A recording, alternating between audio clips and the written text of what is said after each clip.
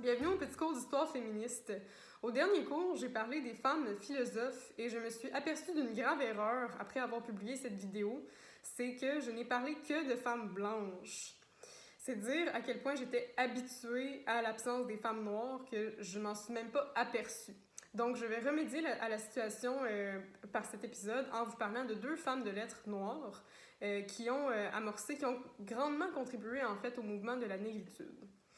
Il y a d'abord Paulette Nardal, qui naît en Martinique en 1896. Sa famille fait partie de la bourgeoisie noire émergente dans la colonie française. Par exemple, sa mère métisse est très impliquée dans les œuvres de charité et son père est le premier ingénieur noir au service colonial des travaux publics. Paulette et sa sœur Jeanne sont les premières étudiantes noires à la Sorbonne et elles goûtent pleinement à la vie culturelle parisienne pendant leurs études. Elles consomment aussi de la culture noire à Paris où elles assistent au concert de Joséphine Baker et de Marian Anderson. C'est aussi pendant cette période-là que Paulette fréquente des écrivains comme Aimé Césaire et Jean Price-Mars qui participent à son salon littéraire. Fait intéressant, Paulette Nardal collabore beaucoup avec ses sœurs tout au long de sa vie et dans tout ce qu'elle entreprend. Elle vit d'ailleurs avec elles pendant ses études et il semble qu'elles aient aussi beaucoup participé à ces salons littéraires. Paulette s'intéresse à la diaspora noire. Elle voudrait que tous les intellectuels noirs possèdent un sentiment commun de nationalité, d'unité et surtout un capital intellectuel collectif. Paulette Nardal établit vraiment des bases théoriques pour les mouvements intellectuels noirs.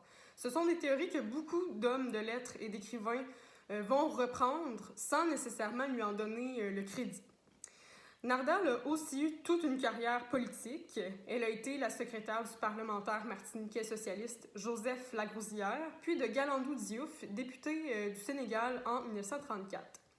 Pendant la Seconde Guerre mondiale, elle donne des cours d'anglais à de jeunes Martiniquais qui veulent rejoindre la résistance. Quand les Françaises obtiennent le droit de vote en 1945, Nardal crée le Rassemblement féminin pour inciter les femmes à se politiser et à aller voter.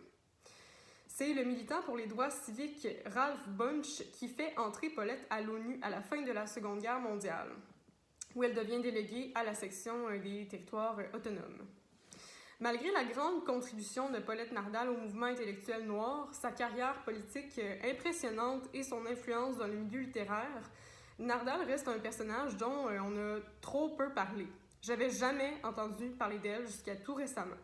C'est fou de penser que même quand on étudie la pensée féministe, on n'a pas nécessairement accès aux récits qui ne sont pas blancs. Je vais maintenant vous parler de Suzanne Roussy, qui est mieux connue sous le nom de Suzanne Césaire. Suzanne Roussy naît en 1915, aussi en Martinique, et elle étudie en France où elle rencontre Aimé Césaire, un des écrivains les plus connus du mouvement de la négritude.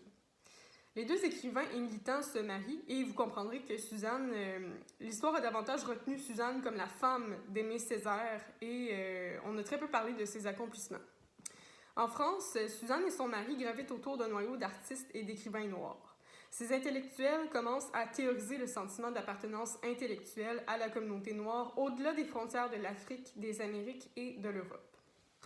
Quand le couple rentre en Martinique pendant la Seconde Guerre mondiale, les deux se mettent à enseigner au lycée. C'est à ce moment-là qu'ils fondent la revue Tropique avec d'autres amis écrivains. Dans ses écrits, Suzanne revendique une identité martiniquaise détachée du modèle colonial et une littérature qui représente ses valeurs. Tropique devient un porte-voix pour les poétesses, les poètes et les autoristes antillais qui sont à la recherche de styles nouveaux et surtout en cohérence avec leur identité noire. La revue Tropique est condamnée par la censure en 1943, ce qui n'impressionne pas du tout Suzanne Césaire, qui répond simplement à ses détracteurs « Nous ne parlons pas le même langage ». Donc, c'était tout pour ce bref épisode. On se revoit dans les semaines suivantes pour parler d'autres femmes et probablement d'un sujet complètement différent que celui-là. Si vous avez des commentaires, des questions, des suggestions, écrivez-moi. On se revoit très bientôt. Merci pour votre écoute.